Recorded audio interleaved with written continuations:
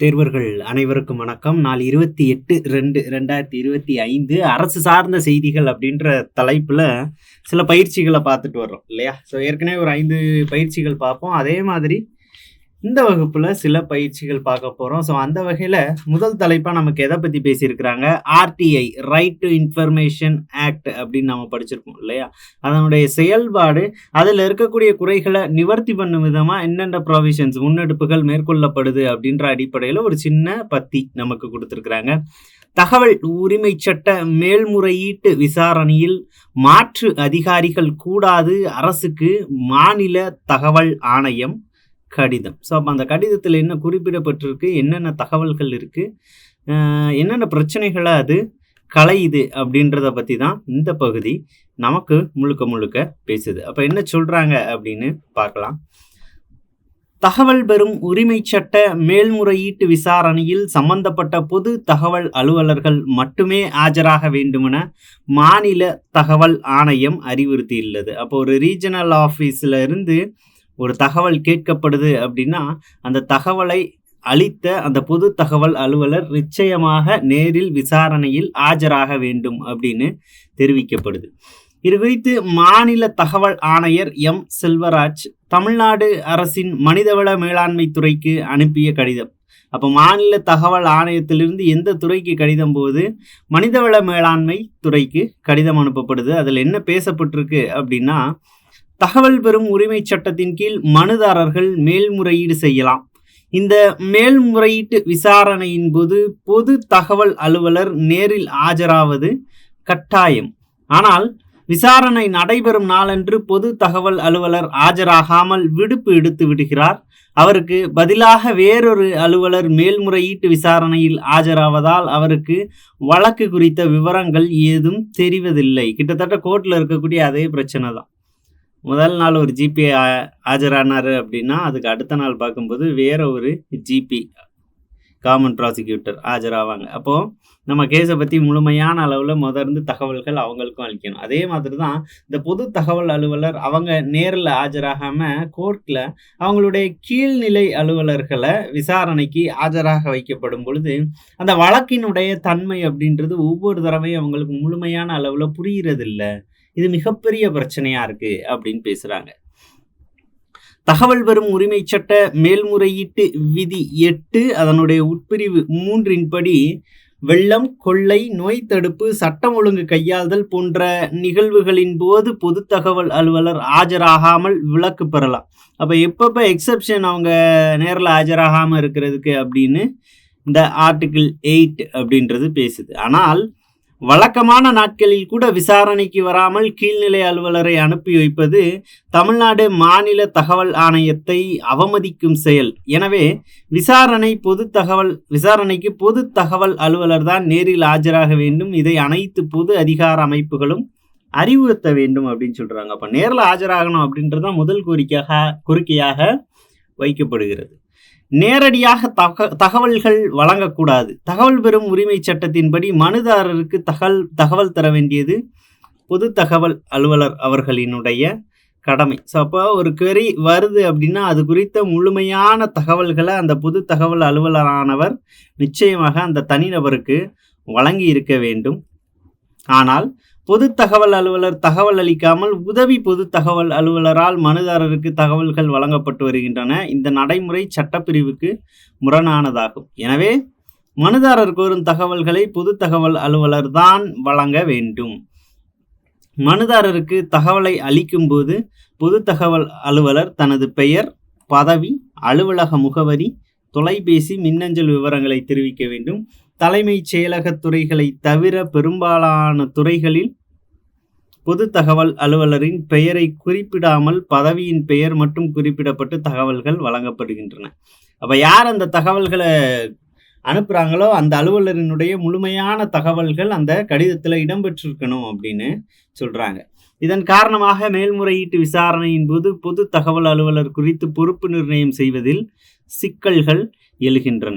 மனுதாரர் கோரும் நகல்களுக்கான கட்டணத் தொகையை செலுத்திட அறிவுறுத்தும் போது என்னென்ன வழிமுறைகளின் மூலம் கட்டணத்தை மனுதாரர் செலுத்தலாம் என்ற விவரம் மனுதாரருக்கு தெரிவிக்கப்படுவதில்லை. எனவே மனுதாரர் நகல்களுக்கான கட்டணத்தை செலுத்தும் வழிமுறைகள் குறித்து பொது தகவல் அலுவலர்கள் அனுப்பும் கடிதத்திலேயே குறிப்பிட வேண்டும். இதற்கான உரிய அறிவுரையை அலுவலர்களுக்கு வழங்க வேண்டும். ஸோ அப்போ அவங்களுக்கு என்னென்ன காப்பீஸ் வேணும் அப்படின்றதுக்கு உண்டான தகவல்கள், அதற்குண்டான கட்டண தொகையை எப்படி செலுத்தணும் அப்படின்ற அறிவுறுத்தல்களாமே அந்த அலுவலக பொது தகவல் அலுவலரானவர் வழங்கியிருக்க வேண்டும் அப்படின்னு சொல்றாங்க. அப்போ அதுக்குண்டான நடவடிக்கைகளை மேற்கொள்ளணும்.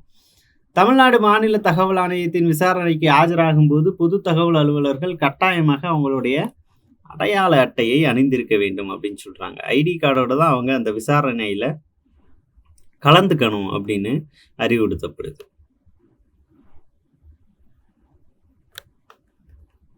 மனுதாரருக்கு தகவல்களை அனுப்பும்போது ஒரே அமைப்பு முறையில் கடிதங்களை அனுப்ப வேண்டும். இதற்கு ஏதுவாக ஒரு மாதிரி கடிதத்தை வெளியிட ஆணையம் பரிந்துரை செய்கிறது. அப்போ தகவல்கள் அப்படின்றது ஒரே மாதிரியான ஃபார்மேட்ல இருக்கணும். அதுக்கான ஒரு டிராஃப்ட், சரிங்களா, ஒரு வரைவு வெளியிட கோரிக்கை வைக்கிறாங்க. மனுதாரருக்கு தகவல்கள் அளிக்கப்பட்டவுடன் அது தொடர்பான கோப்புகளை எத்தனை ஆண்டுகளுக்கு பராமரிக்க வேண்டும் என்பது குறித்த தெளிவான உத்தரவு இல்லை. எனவே அது தொடர்பான உத்தரவை வெளியிட பரிந்துரை செய்யப்படுகிறது. இது ஒவ்வொரு டிபார்ட்மெண்ட்டுக்கும் ஒரு வரையறை உண்டு. ஒரு ஃபைல் இருக்குன்னா அது எவ்வளவு ரேஞ்ச், எந்த ரேஞ்சோ அதுக்கு ஏற்ற மாதிரி அது பாதுகாக்கக்கூடிய காலம் அப்படின்றது மாறும். எடுத்துக்காட்டுக்கு மானியம் வழங்கக்கூடிய ஒரு தனிநபருக்கான மானியம் வழங்கக்கூடிய ஒரு ஃபைல், அந்த கோப்பு அப்படின்னா ஒரு 10 ஆண்டுகளுக்கு பத்திரப்படுத்தி வச்சிருப்பாங்க. இல்லை மானியம் வழங்க கேட்டு நிராகரிக்கப்பட்ட கோப்பு அப்படின்னா ஓராண்டு.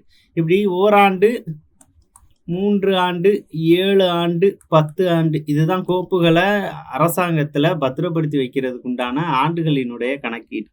அப்போ இதை பொறுத்து மாறும் நிறைய, சரிங்களா. ஸோ அப்போ அது தகுந்தமான தெளிவான ஒரு தகவல்கள் இருக்கணும் அப்படின்னு சொல்றாங்க. தகவல் கோரும் மனுதாரர்களை நேரில் அலுவலகத்திற்கு வரவழைப்பது தகவல் பெறும் உரிமை சட்டத்திற்கு முரணானது. இது கட்டாயம் தவிர்க்கப்பட வேண்டும். தகவல்களை அனுப்பும்போது பொது தகவல் அலுவலர்கள் கையொப்பமிட்டு அனுப்ப வேண்டும். அப்போ அந்த தனிநபரினுடைய எந்த விதமான அடையாளத்தையும் நாம கேட்கக்கூடாது, சரியா. ஸோ அதுதான் இந்த சட்டத்தினுடைய ஒரு சிறப்பே அப்படின்னே சொல்லலாம். முதல் மேல்முறையீட்டு அலுவலர்கள் பதில் அனுப்புவது கட்டாயம். தகவல்களை கோரி அனுப்பப்படும் மனுக்களுக்கு உரிய பதில்கள் கிடைக்காத பட்சத்தில் முதல் மேல்முறையீட்டை மனுதாரர் செய்யலாம். ஆனால் இந்த மனுக்கள் மேல்முறையீட்டு அலுவலர்களால் சரிவர கையாளப்படுவதில்லை அல்லது உரிய காலத்துக்குள் தீர்வு செய்யப்படுவதில்லை என்பது தெரிய வந்துள்ளது. மேல்முறையீட்டு அலுவலர்கள் சரியாக கையாண்டாலே மாநில தலைமை ஆணையத்திற்கு 2வது மேல்முறையீடு செய்யப்படுவது பெருமளவு தவிர்க்கப்படும். அப்போ மேக்சிமம் 2 தடவை பண்றாங்க, சரியா. மனுதாரர்கள் தகவல் பெறும் உரிமை சட்ட விண்ணப்பங்களுக்கு அரசு அலுவலர்கள் தகவல் அனுப்புவது கட்டாயம் என்று கடந்த 2009ஆம் ஆண்டு அரசாணை வெளியிடப்பட்டுள்ளது. அதன்படி முதல் மேல்முறையீட்டு விண்ணப்பங்களை உரிய காலத்துக்குள் தீர்வு செய்ய வேண்டும் என்று கடிதத்தில் தெரிவித்துள்ளார். அப்ப ஆர்டிஐனா அதனுடைய விசாரணைக்கு ஆஜராகக்கூடிய பொது தகவல் அலுவலரானவர் என்னென்ன வழிமுறைகளை பின்பற்றணும் அப்படின்னு இந்த பத்தி பேசுது. தொடர்ந்து மனுதாரரை எந்த மாதிரி கையாளணும் அப்படின்னு சில அறிவுறுத்தல்களையும் நமக்கு இங்க கொடுக்குறாங்க, சரியா. அப்போ கேள்விகளும் நமக்கு அது சார்ந்துதான் இருக்க போகுது இல்லையா. ஸோ கேள்விகள் என்ன அப்படின்னு பார்த்துடலாம். தகவல் அறியும் உரிமை சட்டத்தில் அனுமதிக்கப்பட்ட மேல்முறையீட்டின் எண்ணிக்கை எவ்வளவு அப்படின்னு கேட்குறாங்க. அப்போ இந்த பத்தியை வச்சே நம்ம கண்டுபிடிச்சிடலாம். மேல்முறையீடு அப்பீல் அப்படின்றது என்னது, 2 தடவை காமிச்சிருக்கிறாங்க. அப்போ ஆன்சர் என்னது, 2 அப்படிங்கிறது தான். தகவல் கோரும் மனுதாரர்களை நேரில் அழைப்பது என்பது சட்டத்திற்கு முரணானது. அவர்கள் குறித்த தகவல்களையும் கேட்கக்கூடாது. ஆனா அந்த தகவல் கொடுக்கக்கூடிய பொது அலுவலரானவர் அவருடைய பெயர், அவருடைய பதவி, அலுவலக முகவரி, மின்னஞ்சல், மொபைல் எண் எல்லாமே மென்ஷன் பண்ணி தான் அனுப்பணும் அப்படின்னு அறிவுறுத்தல்கள் வழங்கப்பட்டிருக்கு. மேல்முறையீட்டு விசாரணையில் மாற்று அதிகாரிகள் கூடாது என அரசுக்கு கடிதம் அனுப்பிய ஆணையம் எது அப்படின்னு கேட்குறாங்க. ஸோ அப்போ எந்த ஆணையம் அனுப்பிச்சு, மாநில தகவல் ஆணையம் தான் இந்த அறிவுறுத்தல் கடிதங்களை வழங்குது. 4வது பாருங்க, விதி 8 அறிவுறுத்துவது யாது. உள்ள படிச்சோம் இல்லையா, விதி 8 அதனுடைய உட்பிரிவு என்ன, 3. அது என்ன சொல்லுது, பொது தகவல் அலுவலர்களுக்கு விலக்கு, எப்பப்பெல்லாம் அவங்க விசாரணைக்கு நேரில் ஆஜர் ஆவதை தவிர்க்கலாம் அப்படின்ற தகவல்களை வழங்குது இல்லையா. பொது தகவல் அலுவலர் ஆஜராகாமல் இருப்பதற்கான விலக்கு, அதை விளக்குறது தான், சரியா. எப்படி கொடுத்துருந்தாங்க, வெள்ள காலமா இருக்கட்டும் இல்லைன்னா நோய் தடுப்பு போன்ற நடவடிக்கைகளில் ஈடுபட்டிருக்கும் பொழுது விசாரணைக்கு ஆஜராவதை தவிர்க்கலாம் அப்படின்றதுதான். இறுதி கேள்வி பாருங்க, மனுதாரருக்கு தகவல் தர வேண்டிய பொறுப்பு யாரிடம் உள்ளது அப்படின்ட்டு. யாரிடம்?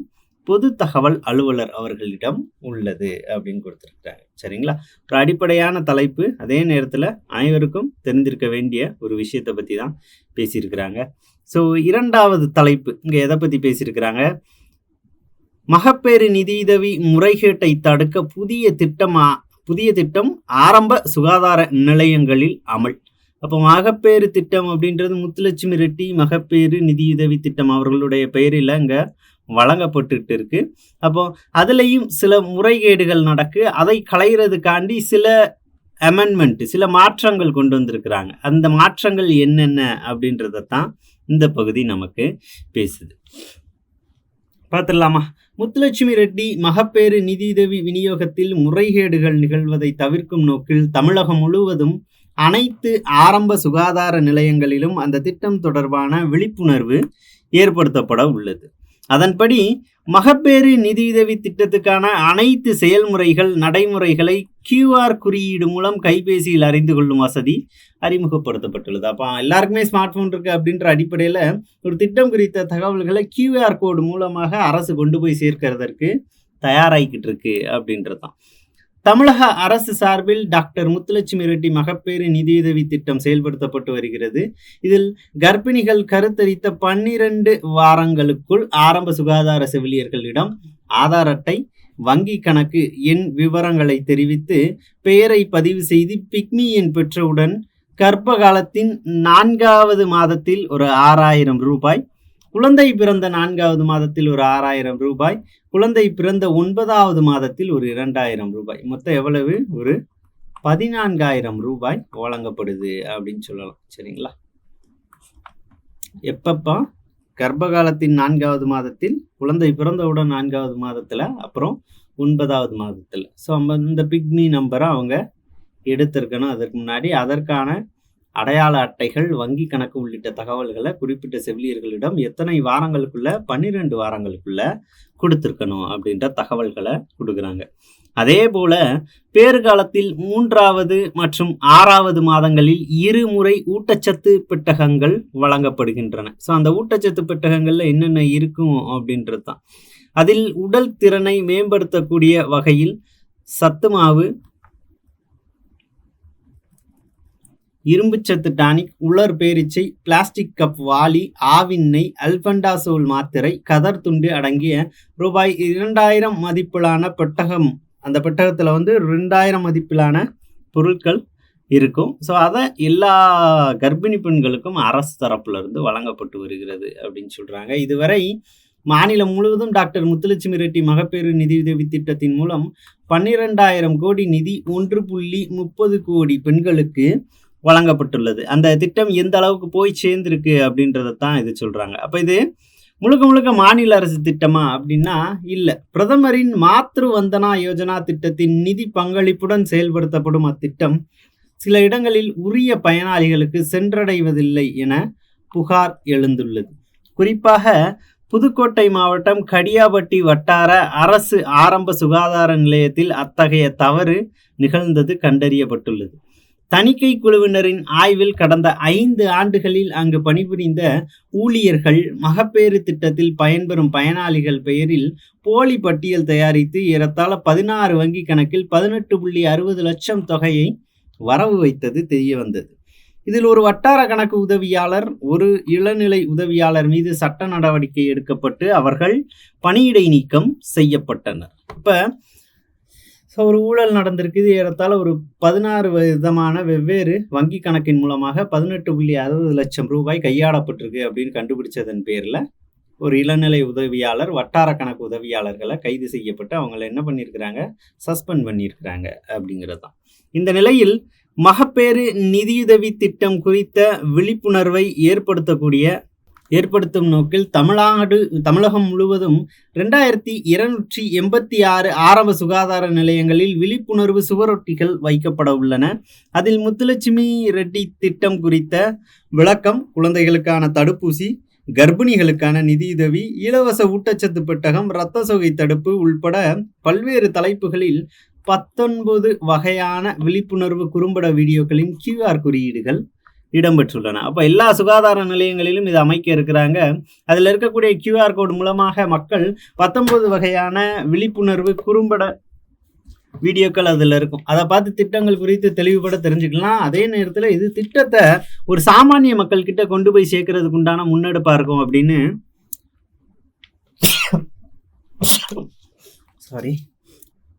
அரசாங்க தரப்புல இருந்து அது நம்பப்படுது. கைபேசியில் கூகுள் வலைதள பக்கத்தில் உள்ள கூகுள் லென்ஸ் தெரிவை பயன்படுத்தி அந்த QR குறியீடுகளை ஸ்கேன் செய்து அந்த விவரங்களை அறிந்து கொள்ளலாம். இதன் மூலம் பொதுமக்களுக்கு உரிய விழிப்புணர்வை ஏற்படுத்த முடியும், முறைகேடுகளை தடுக்க முடியும் என பொது சுகாதாரத்துறை தெரிவித்துள்ளது. அப்ப படிக்கும் போதே எந்தெந்த பகுதி கேள்வியா இருக்கலாம் அப்படின்னு ஒரு கண்ணோட்டத்தோடய நம்ம படிச்சோம்னா அந்த பகுதியெல்லாம் ரொம்ப சுலபமா இருக்கும். அப்ப கேள்வி என்னவா இருக்கும் அப்படின்னு வாசிக்கும் போதே நமக்கு தெரியும். மகப்பேறு நிதியுதவி திட்டம் யார் பெயரில் தொடங்கப்பட்டது? யாரு? முத்துலட்சுமி ரெட்டி அவர்களினுடைய பெயரில் தான் இந்த மகப்பேறு திட்டமானது இப்போ வரைக்கும் நடைமுறையில இருக்குது அப்படின்னு பார்க்குறோம். இரண்டாவது கேள்வி, பிக்மி எண் பெறுவதற்கான கால வரையறை என்ன? கருத்தரித்த 12 வாரத்தில் அந்த பிக்மி எண் எடுக்கணும். முதல்ல கருத்தரித்த 4வது வாரத்துல 4வது மாதத்துல ஒரு 6000 ரூபாய் வழங்கப்படுது. அதே மாதிரி குழந்தை பிறந்ததுக்கு அப்புறம் 4வது மாதத்துல ஒரு 6000 ரூபாய் வழங்குறதுன்னு பார்த்தோம். 9வது மாதத்துல ஒரு 2000 ரூபாய், மொத்தம் 14000 ரூபாய். இது கடந்து ஒரு பெட்டகம் கொடுக்குறாங்க. அதுலேயுமே 2000 ரூபாய் மதிப்புள்ள பொருட்கள் இருக்கு அப்படின்னு நாம பார்க்குறோம் இல்லையா? ஸோ இதுதான் அந்த திட்டத்துல பெறக்கூடிய பலன் அப்படிங்கிறது. பேறுகால ஊக்கத்தொகையாக எவ்வளவு நம்ம பார்த்தோம்? 14000 ரூபாய் இல்லையா? ஸோ அதை ஒரு 3 தவணையா 6 + 6 + 2000 பெறுறோம். மகப்பேறு நிதியுதவியில் திட்டமுறை கேடு கண்டுபிடிக்கப்பட்ட மாவட்டம் எது? புதுக்கோட்டை மாவட்டம் கடியாபட்டி அப்படின்னு மென்ஷன் பண்ணியிருந்தாங்க இல்லையா? அப்போ அதில் இருந்தபடி புதுக்கோட்டை.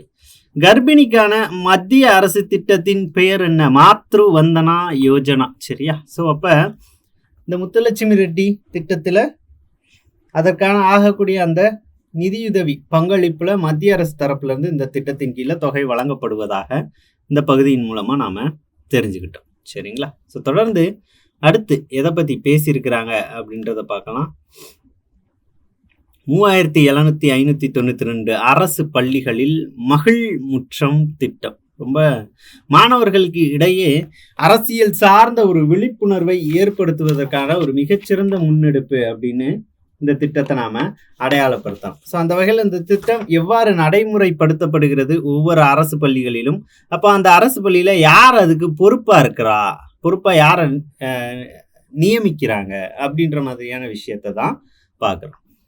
தமிழகத்தில் மாணவிகளிடம் தலைமை பண்பை ஊக்குவிக்கும் வகையில் 37,592 அரசு பள்ளிகளில் மகிழ் முற்றம் திட்டம் செயல்படுத்தப்படும் என பள்ளி கல்வித்துறை அமைச்சர் அன்பில் மகேஷ் பொய்யாமொழி தெரிவித்தார். சென்னை சூளைமேடு ஜெய்கோபால் கரோடியா அரசு பெண்கள் மேல்நிலைப் பள்ளியில் புதன்கிழமை நடைபெற்ற நிகழ்ச்சியில் அரசு பள்ளி மாணவர்களுக்கான மகிழ்முற்றம் மாணவர் குழு கையேடு, இலச்சினை ஆகியவற்றை அமைச்சர் அன்பில் மகேஷ் வெளியிட பள்ளி கல்வித்துறை செயலர் மதுமதி பெற்றுக்கொண்டார். ஸோ அப்போ என்னென்னலாம் வெளியிடப்படுது அப்படின்னு பார்த்தீங்க அப்படின்னா, அந்த குழுவிற்கான கையேடு, அந்த எம்ப்ளம் அப்படின்னு சொல்லுவாங்கள்ல, அந்த லட்சணையானது வெளியிடப்படுகிறது. கல்வித்துறை அமைச்சர் அதை வெளியிடுறாங்க, கல்வித்துறை செயலர், பள்ளி கல்வித்துறை செயலர் அதை பெற்றுக்கொள்கிறாங்க. நிகழ்ச்சியில் அமைச்சர் அன்பில் மகேஷ் பேசியதாவது, தமிழகத்தில் உள்ள அனைத்து அரசு பள்ளிகளிலும் மகிழ் முற்றம் மாணவர் குழு அமைப்பை நடைமுறைப்படுத்த திட்டமிடப்பட்டுள்ளது. இந்த திட்டம் மாணவர்கள் குழுவாக இணைந்து செயல்படுதல், சமூக மனப்பான்மை, வேற்றுமைகள் இல்லாத பரஸ்பர ஆதரவு ஆகியவற்றை முதன்மை நோக்கங்களாக கொண்டுள்ளது. மாற்றங்களை ஏற்படுத்தும் அப்படின்ற தலைப்பின் கீழே பள்ளி அளவில் 2 தனி செயல்பாடுகள், அப்போ என்னென்ன செயல்பாடுகள் எல்லாம் மையமா வச்சு இது நடைமுறைப்படுத்தப்படுது, எதெல்லாம் இதை கணக்கில் எடுத்துக்கிறாங்க அப்படின்றத பற்றி பேசுகிறாங்க. ஆசிரியர்கள் தேர்வு செய்து மதிப்பீடு செய்யலாம். ஒரு 2 விதமான செயல்பாடுகள், ஆக்ஷன்ஸ், அது சீக்கிரம் பள்ளிக்கு வர்றதா இருக்கட்டும், இல்லைன்னா ஒரு பையன் தன்னை ஆரோக்கியமாக பார்த்துக்கிறதா இருக்கட்டும், இந்த மாதிரியான மாணவர்களினுடைய செயல்பாட்டில் ஏதாவது ஒரு 2. எடுத்துக்காட்டாக நேரம் தவறாமை, பஞ்சுவாலிட்டி, காலை வழிபாட்டு கூட்டத்தில் பங்கேற்றல், வீட்டுப்பாடம் முடித்தல், தன் சுத்தம் பேணுதல் போன்ற செயல்பாடுகளை தேர்வு செய்யலாம். இதன் மூலம் இந்த குழு அமைப்பு மாணவர்களிடையே விரும்பத்தக்க மாற்றங்களை ஏற்படுத்துவதற்கான ஒரு தளமாக அமையும். மகிழ் முற்றம் திட்ட செயலாக்கத்துக்கான கையேடு பள்ளிக்கல்வித்துறையால் வடிவமைக்கப்பட்டுள்ளது. இதில் வழங்கப்பட்டுள்ள வழிமுறைகளை பின்பற்றி 37,592 அரசு பள்ளிகளில் குழுக்கள் அமைக்கப்படும். உலக குழந்தைகள் தினம் எப்ப? நவம்பர் 20 மாணவர்களுக்கான வளமான கல்வியை வழங்குவதற்கான ஒரு மைல்கல்லாக இந்த திட்டம் செயல்படுத்தப்படும். தலைவர், அமைச்சர்கள் இந்த திட்டத்தின்படி மாணவர்களிடையே தலைமை பண்பை வளர்க்கும் வகையில் குறிஞ்சி, முல்லை, மருதம், நெய்தல், பாலை 5 இணைகள்னு நாம படிச்சிருப்போம்ல. அப்போ இந்த பெயர்கள்ல மாணவர் குழுக்கள் அமைக்கப்படும். ஒரு 5 டீமா பிரிக்கிறாங்க. ஸோ மாணவர் தலைவர் மற்றும் மாணவர் அமைச்சர்கள் தேர்வு செய்யப்படுவர். அப்ப இந்த மாதிரி 5 இணைகளா பிரிச்சு அதுலேயே மாணவர்களுக்கான தலைவர்கள், ஒவ்வொன்றும் ஒரு கட்சின்னு வச்சுக்கோங்களேன். அந்த மாதிரி கட்சி தலைவர்கள், அதற்குரிய அமைச்சர்கள் நியமிக்கப்பட்டு ஒவ்வொரு பள்ளியிலையும் பார்த்தீங்க அப்படின்னா சட்டப்பேரவை, நாடாளுமன்ற கூட்டம், சட்டமன்ற கூட்டம் இதெல்லாம் நிகழ்த்தப்படும். சரியா? ஸோ அதைத்தான் இந்த பகுதி நமக்கு பேசுது. இதன் மூலம் மாணவர்களிடையே அரசியல் அறிவு சார்ந்த அனுபவங்கள் மற்றும் ஆளுமை திறன் கொண்ட மாதிரி சட்டப்பேரவை, மாதிரி நாடாளுமன்றம் நடத்தப்படும். இதற்காக தலைமை ஆசிரியர்கள் மற்றும் ஆசிரியர்களுக்கு பயிற்சிகள் வழங்கப்படும். இந்த திட்டத்திற்கு ரூபாய் 2 கோடி ஒதுக்கீடு செய்யப்பட்டுள்ளது என்றார் அவர். இந்த நிகழ்ச்சியில் சட்டப்பேரவை உறுப்பினர் மருத்துவர் எழிலன் நாகநாதன், பள்ளிக்கல்வி இயக்குனர் சா கண்ணப்பன், சென்னை மாவட்ட முதன்மை கல்வி அலுவலர் புகழேந்தி, பள்ளியின் தலைமை ஆசிரியர் சாந்தகுமாரி உள்ளிட்டோர் கலந்து கொண்டனர். அப்போ ஒரு ஈவெண்ட்டு, அதில் கல்வி அமைச்சரினுடைய ஒரு திட்டம் குறித்த பேச்சு.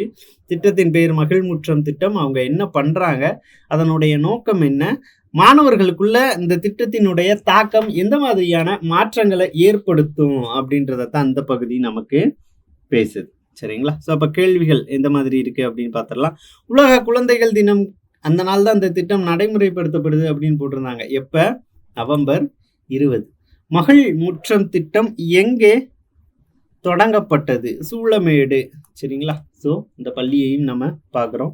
இப்போ சூளமேட்டு பகுதியில் இந்த திட்டமானது முழு அளவில் நடைமுறைப்படுத்தி அதை தொடங்கி வைத்து தான் அமைச்சர் பேசுகிறார்.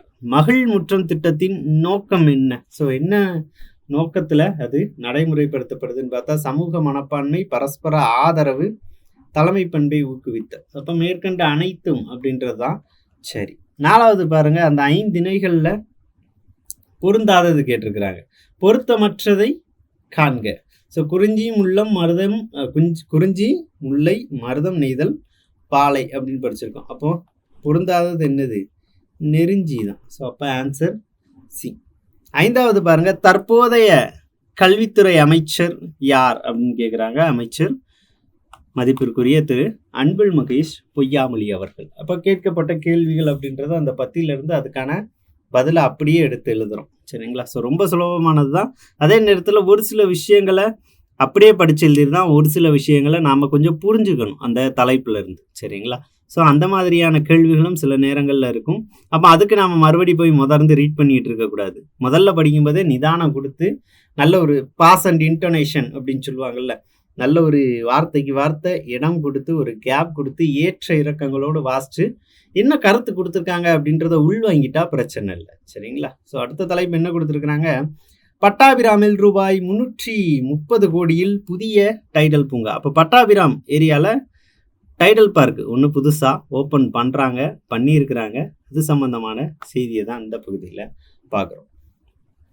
ஆவடி அருகே பட்டாபிராமில் ரூபாய் 330 கோடி செலவில் 21 தளங்களுடன் கட்டப்பட்ட டைடல் பூங்காவை முதல்வர் மு.க. ஸ்டாலின் வெள்ளிக்கிழமை திறந்து வைத்தார். திருவள்ளூர் மாவட்டம் ஆவடி அருகே பட்டாபிராம் தகவல் தொழில்நுட்ப நிறுவனங்கள் ஐடி செயல்படும் வகையில் டைடல் பூங்கா அமைக்கப்படும் என 2018 அறிவிக்கப்பட்டது. அதற்கான பணிகள் 19 துவங்கப்பட்டன. தமிழகத்தின் 3வது டைடல் பார்க், 3வது டைடல் பூங்காவான இது 11.41 ஏக்கர் பரப்பளவில் ரூபாய் 330 கோடியில் 21 தளங்களுடன் 5.57 லட்சம் சதுர அடி பரப்பளவில் டைடல் பூங்கா கட்டி முடிக்கப்பட்டுள்ளது. அப்போ மொத்த பரப்பளவு எவ்வளவு?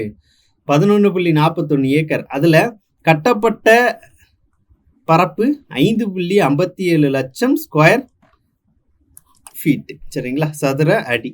ஸோ பரப்பளவில் டைடல் பூங்கா கட்டி முடிக்கப்பட்டது.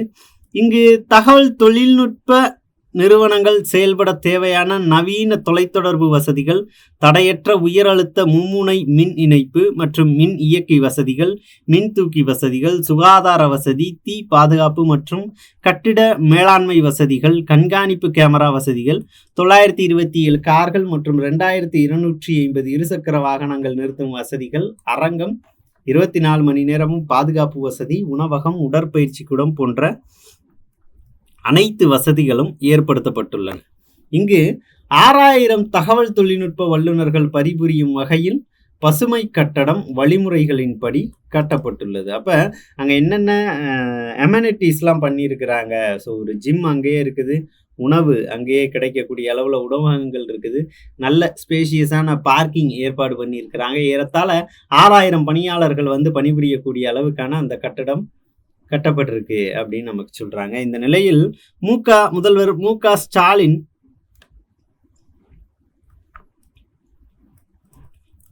டைடல் பூங்காவை வெள்ளிக்கிழமை திறந்து வைத்தார். தொடர்ந்து அவர் இந்த பூங்காவில் 2 தொழில்நுட்ப நிறுவனங்களுக்கு தள ஒதுக்கீட்டுக்கான ஆணைகளை வழங்கினார். ஸோ அப்போ 2 பேருக்கு ஒரு ஃப்ளோரை ஒதுக்கீடு பண்ணியிருக்கிறாங்க 2 வகையான தொழில்நுட்ப நிறுவனங்களுக்கு.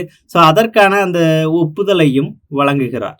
நிகழ்வில் சிறுபான்மையினர் நலத்துறை அமைச்சர் சாமு நாசர், குறு சிறு நடுத்தர தொழில் நிறுவனங்கள் துறை அமைச்சர் தாமு அன்பரசன், தொழில் முதலீட்டு ஊக்குவிப்பு மற்றும் வர்த்தகத்துறை அமைச்சர் டிஆர்பி ராஜா, சட்டப்பேரவை உறுப்பினர்கள் ஆ Krishnasamy, Joseph Samuel, S Sudarsanam, TJ Govindarajan, S Chandran, VG Rajendran, Durai Chandrasekar, தொழில் முதலீட்டு ஊக்குவிப்பு மற்றும் வர்த்தகத்துறை செயலர் வி அருண் ராய் டிட்கோ, டைடல் பூங்கா மேலாண்மை இயக்குனர் சந்தீப் நந்தூரி, திருவள்ளூர் மாவட்ட ஆட்சியர் தா பிரபு சங்கர், ஆவடி மாநகர மேயர் கு உதயகுமார், துணை மேயர் எஸ் சூரியகுமார், ஆவடி மாநகராட்சி ஆணையர் எஸ் கந்தசாமி உள்ளிட்டோர் கலந்து கொள்ளனர். அப்போ ஒரு திறப்பு விழா நடக்குது. அந்த திறப்பு விழாவில் யார் யாரெல்லாம் கலந்துக்கிட்டாங்க அப்படின்றத பற்றி இந்த பகுதி சொல்லுது. முதல் முறையாக காஞ்சிபுரம் மாவட்டம் திருமுடிவாக்கம் சிட்கோ தொழிற்பேட்டையில் முதல் கட்டமாக 18.18 கோடியில் அமைக்கப்பட்டுள்ள துல்லிய பொறியியல் மற்றும் தொழில்நுட்ப மையத்தை முதல்வர் மு.க. ஸ்டாலின் வெள்ளிக்கிழமை திறந்து வைத்தார். இந்த துல்லிய பொறியியல் மற்றும் தொழில்நுட்ப மையத்தின் பொது வசதிகளை சென்னை மாவட்டத்தில் 25,000க்கும் மேற்பட்ட தொழில் நிறுவனங்களும், திருமுடிவாக்கம் மற்றும் சுற்றுவட்டார பகுதியில் இயங்கி வரும் 1000க்கும் மேற்பட்ட தொழில் நிறுவனங்கள் பயன்படுத்தி கொள்ள முடியும். மேலும் குறு சிறு மற்றும் நடுத்தர தொழில் நிறுவனங்கள் புதிய கண்டுபிடிப்புகளுக்கு பெரிய நிறுவனங்களை சார்ந்திருக்காமல் இந்த திட்டத்தில் உயர் மென்பொருளை பயன்படுத்தி வடிவமைப்பதாலும், செயற்கை உற்பத்தி தொழில்நுட்ப வசதிகளை பயன்படுத்துவதாலும், நவீன பரிசோதனை வசதிகளை குறைந்த செலவில் பெறுவதாலும், உலகத்தரம் வாய்ந்த புதிய கண்டுபிடிப்புகளை மிக குறைந்த உற்பத்தி செலவில் எவ்வித மூலதனமும் இன்றி உருவாக்க முடியும் என தெரிவிக்கப்பட்டுள்ளது. அப்போ தொழில்துறையினுடைய அடுத்த கட்ட நடவடிக்கை பற்றி தான் அந்த பற்றி நமக்கு பேசுது. டைடல் பூங்காவாக இருக்கட்டும், அது கடந்து அது சார்ந்த அமைச்சர்களினுடைய பங்களிப்பு, அவங்க எல்லாருமே இதில் கலந்துக்கிறாங்க. துறை சார்ந்த அலுவலர்கள் நிறைய கலந்துக்கிறாங்க. இந்த திட்டத்தினுடைய நீட்சி, இதனுடைய பயன்பாடு எப்படி இருக்கும், இதனால் எந்த அளவிலான எதிர்காலம் செம்மைப்படும் அப்படின்ற விஷயத்தை பற்றி தான் இந்த பற்றி நமக்கு பேசுது. அப்போ கேள்விகள் பார்த்துடலாம். பட்டாபிராமில் ரூபாய் 330 கோடியில் கட்டப்பட்ட டைடல் பூங்காவின் மொத்த பரப்பளவு அப்படின்னு கேட்குறாங்க இல்லையா. 3வது டைடல் பூங்கா அப்படின்னு நம்ம பார்த்தோம். அதனுடைய பரப்பளவு அப்படின்ற அடிப்படையில் 11.41 ஏக்கர் அப்படின்றதான். கட்டடம் அப்படின்னு பார்த்தா கட்டப்பட்டது 5.57 லட்சம் சதுர அடி. 2வது கேள்வி பாருங்க, பட்டாபிராம் புதிய டைடல் பூங்கா எந்த ஆண்டு அறிவிக்கப்பட்டது அப்படின்னு கேட்குறாங்க. எப்போ? 2018ஆம் ஆண்டு அறிவிக்கப்பட்டுச்சு. 2019ஆம் ஆண்டு தான் அதற்கான வேலைகள் துவங்கப்படுது.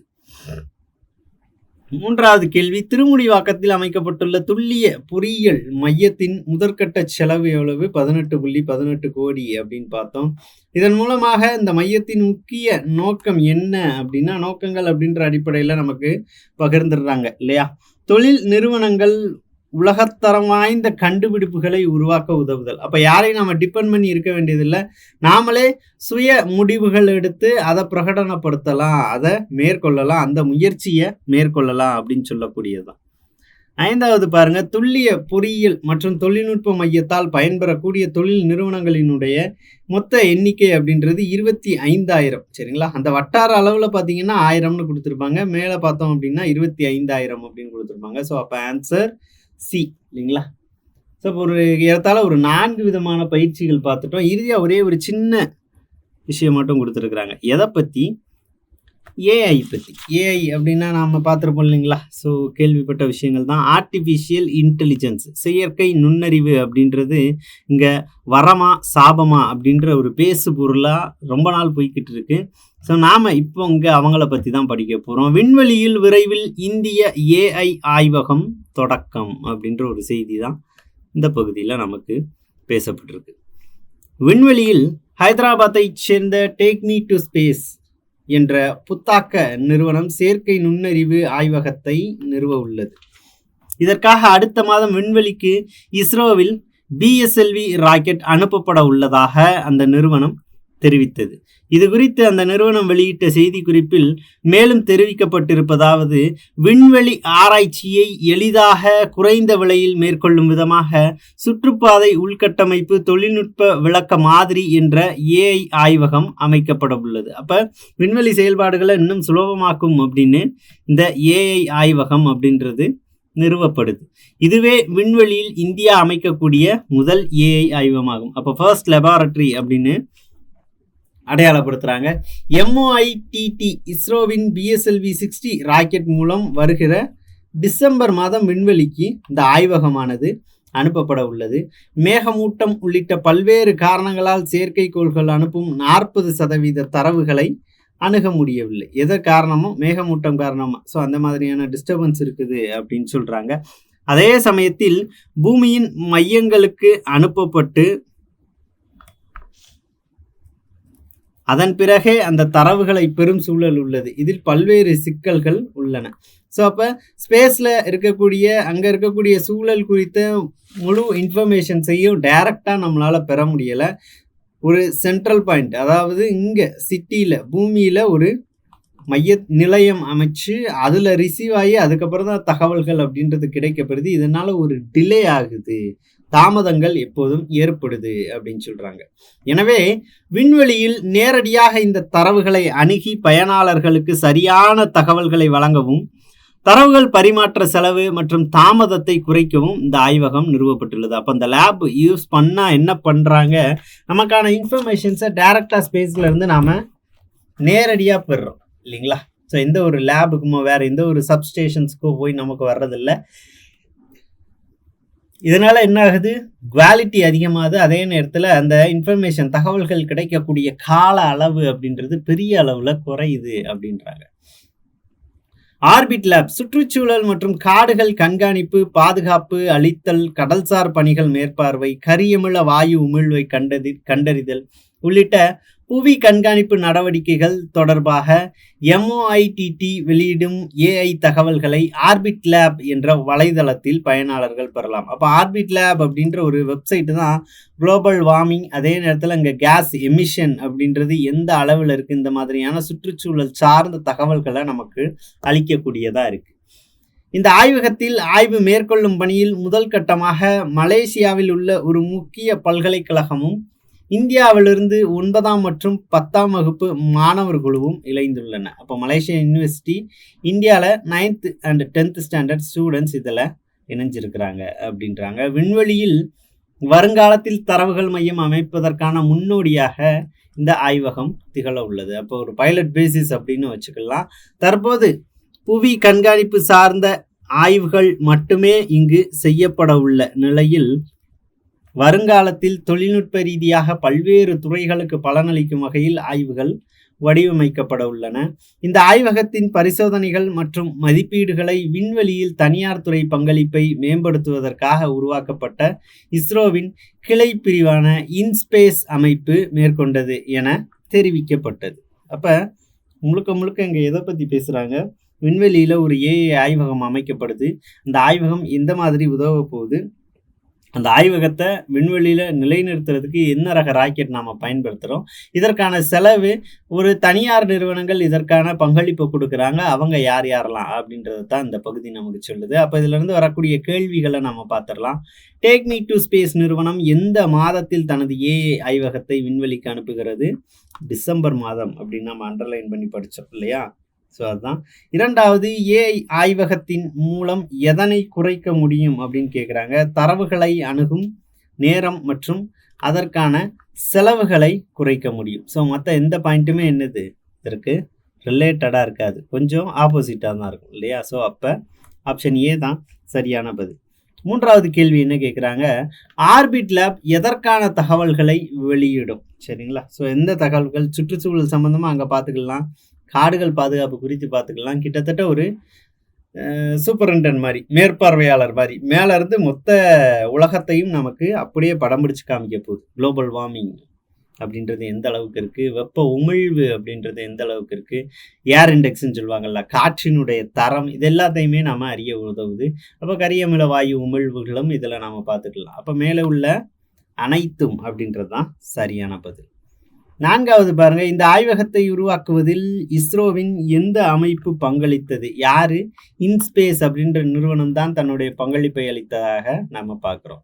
இந்த ஆய்வகத்தால் எந்த தரவுகள் மேம்படுகின்றன அப்படின்னு பார்த்தோம்னா, சுற்றுச்சூழல் தொடர்பானது, ஏஐ தொடர்பான தரவுகள், விண்வெளி தொடர்பான தரவுகள் குறைந்த செலவில் எந்த விதமான தாமதமும் இல்லாமல் ரொம்ப அதிவேகத்தில் நம்மளால் பெற முடியும் இந்த ஆய்வகத்தினால. அப்போ அந்த ஆய்வகத்தோட முக்கியத்துவம் அப்படின்றது இதுதான். அப்போ மேலே உள்ள அனைத்தும் அப்படின்றது சரி. அப்போ அரசு சார்ந்த செய்திகள் அப்படின்ற வகையில் எடுத்தால் ஒரு 10 விதமான பயிற்சிகள் நம்ம பார்த்துட்டோம்.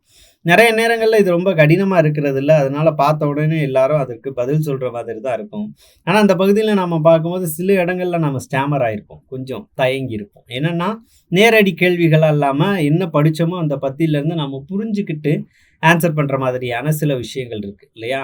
அப்போது அங்கே இடம்பெறக்கூடிய 6 கேள்விகளோ 5 கேள்விகளோ அதில் ஏதாவது ஒரு கேள்வி இந்த மாதிரி நம்மளை சுழட்டி விடுற ஒரு கேள்விகளாக தான் இருக்கும். அப்போ ஆரம்பத்திலேருந்து மறுபடி சொல்கிறது தான் அந்த ஒரு கன்ஃபியூஷனை, குழப்பத்தை தவிர்க்கணும் அப்படின்னா முதல்ல இந்த பகுதியை படிக்கும்போதே தெளிவுபட கொஞ்சம் நிதானமாக படிச்சிட்டோம் அப்படின்னா, அதை உள்வாங்கிட்டோம் அப்படின்னா, அது சில கொடுக்கப்பட்டிருக்கிற தகவல்கள், தரவுகள் எல்லாமே நமக்கு கொஞ்சம் தெளிவாயிடும். அப்போ கேள்விகள் கேட்கப்படும் போது மறுபடியும் அதை ரீட் பண்ணாமல் நம்மளால் ஆன்சர் பண்ண முடியும்.